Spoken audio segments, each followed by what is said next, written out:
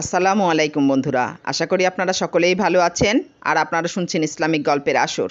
ইসলামের দ্বিতীয় খলিফা ওমর রাদিয়াল্লাহু আনহা এর কন্যা হাফসা রাদিয়াল্লাহু আনহু এর সংক্ষিপ্ত জীবনী দ্বিতীয় পার্ট আজকে আপনাদের সামনে উপস্থাপন করছি। আর ঘটনাটি শোনার জন্য সম্পূর্ণ ভিডিওটি দেখার অনুরোধ রইল। হাফসা রাদিয়াল্লাহু আনহুর অনেক জিদ ছিল বিধায় নবী করিম সাল্লাল্লাহু আলাইহি ওয়াসাল্লাম একবার তাকে তালাক দিয়ে বসেছিলেন, কিন্তু আল্লাহ তাআলা তার রোজা রাখা ও নফল ইবাদতের কারণে তাকে গ্রহণ করার নির্দেশ দেন। রাসূল সাল্লাল্লাহু আলাইহি সাল্লাম আল্লাহর নির্দেশ মতো সব কাজ করেন। এত কিছুর পরও রাসূল সাল্লাল্লাহু আলাইহি সাল্লাম হাফসাকে প্রচণ্ড ভালোবাসতেন, অনেক গোপন কথাও তাকে বলতেন। একবার তিনি হাফসার সাথে একটি গোপন বিষয়ে আলাপ করেন এবং অন্য কারো কাছে তা প্রকাশ না করার জন্য বলেন, কিন্তু নারীসুলভ মানসিকতার কারণে তিনি তা আয়েশা রাদিয়াল্লাহু আনহু এর কাছে বলে দেন। ফলে স্বাভাবিকভাবেই রাসূলুল্লাহ সাল্লাল্লাহু আলাইহি সাল্লাম হাফসা রাদিয়াল্লাহু আনহু এর ওপর রাগান্বিত হন। এরপর এই বিষয়কে কেন্দ্র করে সূরা তাহরিমে আল্লাহ ঘোষণা করেন, আর রাসূল যখন তার এক স্ত্রীর কাছে একটি গোপন কথা বলেন আর তিনি তা ফাঁস করে দেন, আল্লাহ তাকে সে সম্পর্কে অবহিত করেন। তিনি তার স্ত্রীর নিকট প্রকাশ করলে তিনি বলেন, কে আপনাকে এটা বলে দিয়েছে? তিনি বললেন, যিনি মহাজ্ঞানী সর্বজ্ঞ, তিনি আমাকে জানিয়ে দিয়েছেন। এই ঘটনাটি হলো তাহরিমের ঘটনা। পরিস্থিতির গুরুত্ব উপলব্ধি করে যখন আয়েশা রাদিয়াল্লাহু আনহু ও হাফসা রাদিয়াল্লাহু আনহু একমত হয়ে বিষয়টি মিটিয়ে ফেলার উদ্যোগ নিলেন, তখন এই আয়াত নাজিল হয়, তোমরা উভয়ে আল্লাহর নিকট তওবা করলে তা তোমাদের জন্য উত্তম, কেননা তোমাদের দিল সঠিক ও নির্ভুল পথ থেকে সরে গিয়েছে। আর তার বিরুদ্ধে ষড়যন্ত্র করলে আল্লাহই তো তার প্রভু। জিব্রাইল এবং নেককার ইমানদারগণ তো আছেই। এসবের পর আল্লাহর ফেরেশতারা তার সহায়ক হয়ে রয়েছেন। সূরা তাহরিম আয়াত ৪।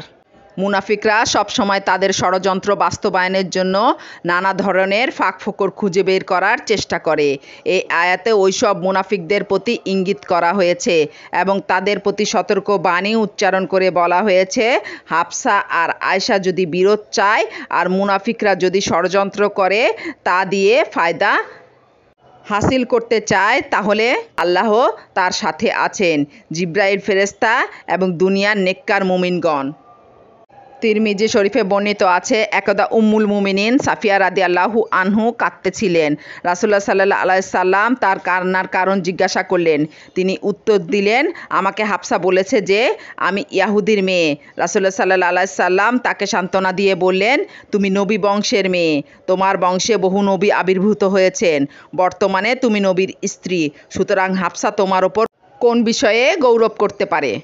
আরও বর্ণিত আছে, একদিন আয়েশা ও হাফসা সাফিয়াকে বললেন, আমরা রাসূল সাল্লাল্লাহু আলাইহি সাল্লামের নিকট তোমার চেয়ে অধিক প্রিয় ও মর্যাদাশালিনী, আমরা তার স্ত্রী এবং একই রক্তধারার অধিকারিণী।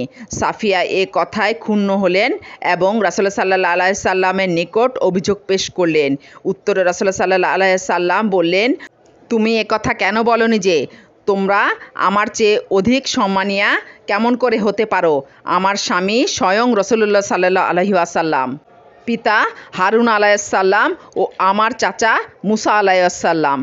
আসলে হাফসা ও আয়েশা রাদিয়াল্লাহু আনহু এর মধ্যে খুবই মধুর সম্পর্ক ছিল। অনেক সময় তারা একত্রে রাসূল সাল্লাল্লাহু আলাইহি ওয়াসাল্লামের সফরসঙ্গী হতেন।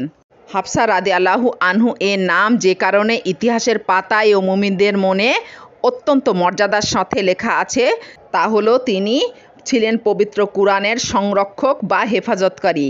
ইয়ামামার যুদ্ধে বহু সংখ্যক কারি ও কুরআনের হাফেজ শহীদ হয়েছিলেন। আবু বকর রাদিয়াল্লাহু আনহা এর খেলাফতকালে 11 হিজরি সালে জিলহজ মাসে ইয়ামামা নামক স্থানে কিছু সংখ্যক ধর্মত্যাগীর সাথে মুসলমানদের যুদ্ধ সংঘটিত হয়েছিল।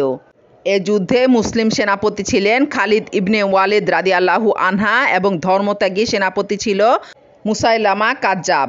এই যুদ্ধে এত বেশি সংখ্যক কুরআনের হাফেজ শহীদ হয়েছিলেন যে এর ফলে মক্কা মদিনায় হাফেজের সংখ্যা অত্যন্ত কমে যায়। ওমর রাদিয়াল্লাহু আনহা এই ঘটনায় অত্যন্ত উদ্বিগ্ন হয়ে আবু বকর রাদিয়াল্লাহু আনহা এর কাছে আসলেন। আল কুরআন সংকলনের সরকারি ব্যবস্থা গ্রহণের জন্য। অনেক আলাপ আলোচনা ও চিন্তাভাবনার পর জায়েদ ইবনে সাবিতের ওপর কুরআন সংকলনের দায়িত্ব অর্পণ করা হয়। জায়েদ রাদিয়াল্লাহু আনহা সরকারি পৃষ্ঠপোষকতায় এবং তৎকালীন আরবদের প্রখ্যাত কারি ও হাফিজদের সহায়তায় কঠোর পরিশ্রমে পবিত্র কুরআনের একটি পাণ্ডুলিপি তৈরি করেন। এটি ছিল আবু বকর রাদিয়াল্লাহু আনহা এর খেলাফতকালে সর্বজন স্বীকৃত সরকারি পাণ্ডুলিপি। আবু বকর রাদিয়াল্লাহু আনহা জীবদ্দশায় পাণ্ডুলিপিটি তার কাছে সংরক্ষিত ছিল। তার মৃত্যুর পর কুরআনের এ পাণ্ডুলিপিটি ওমর রাদিয়াল্লাহু আনহা এর অধিকারে সংরক্ষিত থাকে। তার ইন্তিকালের পর হাফসা রাদিয়াল্লাহু আনহু কুরআনের এ পাণ্ডুলিপিটি অত্যন্ত যত্ন সহকারে নিজের কাছে সংরক্ষিত করে রাখেন। খলিফা ওমর রাদিয়াল্লাহু আনহা এর খিলাফতকালে পবিত্র কুরআনের এ মূল পাণ্ডুলিপিটি থেকে নকল করে 1,00,000 পাণ্ডুলিপি তৈরি করে বিভিন্ন অঞ্চলে পাঠানো হয়। কিন্তু ওসমান রাদিয়াল্লাহু আনহা এর খেলাফতের সময় হুযায়ফা ইবনুল ইয়ামান নামক এক সাহাবী যুদ্ধ উপলক্ষে আজারবাইজান গমন করে ইরাক ও সিরিয়াবাসীদের মধ্যে কুরআন পাঠে উল্লেখযোগ্য পার্থক্য লক্ষ্য করেন। পরে তিনি মদিনায় প্রত্যাবর্তন করে এ বিষয়ে ওসমান রাদিয়াল্লাহু আনহাকে অবহিত করেন এবং কুরআনের উচ্চারণে এ পার্থক্য দূরীভূত করার জন্য প্রয়োজনীয় ব্যবস্থা গ্রহণ করার সুপারিশ করেন। ওসমান রাদিয়াল্লাহু আনহা বিষয়টির গুরুত্ব গভীরভাবে উপলব্ধি করে এ ব্যাপারে কার্যকর ব্যবস্থা গ্রহণ করেন।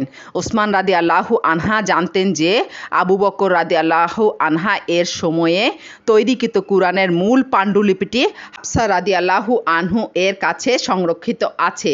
ফলে তিনি হাফসার নিকট এ মর্মে খবর পাঠান যে তিনি যেন অবিলম্বে তার কাছে সংরক্ষিত পবিত্র কুরআনের পাণ্ডুলিপিটি পাঠিয়ে দেন এবং হাফসা রাদিয়াল্লাহু আনহু এর পাঠানো পাণ্ডুলিপিটির ভিত্তিতে কুরআনের নকল তৈরি করে তার পাণ্ডুলিপিটি ফেরত দেওয়া হবে।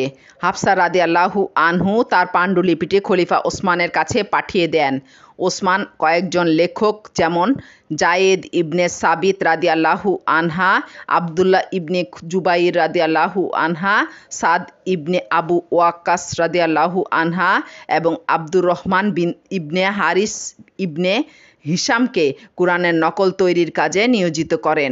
ওসমান রাদিয়াল্লাহু আনহা এ মর্মে নির্দেশ প্রদান করেছিলেন যে কুরআনের লিখন ও পঠনে যদি মতপার্থক্য সৃষ্টি হয় তাহলে যেন কুরাইশি রীতিতেই কুরআন লেখা হয়, কেননা কুরাইশি ভাষাতেই আল কুরআন অবতীর্ণ হয়েছে। উসমান রাদিয়াল্লাহু আনহা এর নির্দেশে এমনিভাবে কুরাইশি রীতিতেই পবিত্র কুরআনকে সংরক্ষিত করা হয়, যার অবিকল পাণ্ডুলিপি আজ সারা বিশ্বে ছড়িয়ে আছে।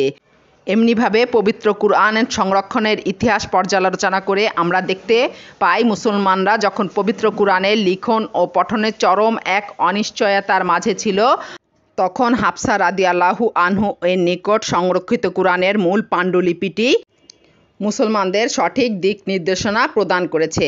যদি হাফসা রাদিয়াল্লাহু আনহু যত্ন সহকারে এ পাণ্ডুলিপিটি সংরক্ষণ না করতেন তবে ওসমান রাদিয়াল্লাহু আনহা এর পক্ষে হয়তো সঠিক সিদ্ধান্ত গ্রহণ করা সম্ভবপর হতো না। হাফসা রাদিয়াল্লাহু আনহু পবিত্র কুরআনের সর্বজন স্বীকৃত পাণ্ডুলিপিটি এমনিভাবে সংরক্ষণ করে কিয়ামত পর্যন্ত মুসলমানদের অন্তরে অম্লান ও চিরস্মরণীয় হয়ে থাকবেন। হাফসা রাদিয়াল্লাহু আনহু ব্যক্তিগত জীবনে রাগী স্বভাবের হলেও তিনি ছিলেন অসম্ভব ইবাদত বন্দেগী একজন মানুষ। এ আল্লাহভীরু মহিষী নারী রাত্রি জেগে যেমন তাহাজ্জুদ আদায় করতেন তেমনি দিনের বেলা রোজা রাখতেন, যে কারণে তিনি আল্লাহর প্রিয় বান্দিতে পরিণত হতে পেরেছিলেন। তিনি খুবই সাধারণ জীবন যাপন করতেন। মৃত্যুকালে তিনি সহোদর আবদুল্লাহকে ডেকে বলেন, যৎসামান্য আসবাবপত্র যা আছে বিষয় সম্পত্তি সবই যেন আল্লাহর রাহে গরিব মিসকিনদের মাঝে বিলিয়ে দেওয়া হয়। শিক্ষায় হাফসা রাদিয়াল্লাহু আনহু এবং তার অবদান, হাদিস শিক্ষায় ও হাদিস বর্ণনায় তার অবদান পরবর্তী পর্বে বর্ণনা করা হবে।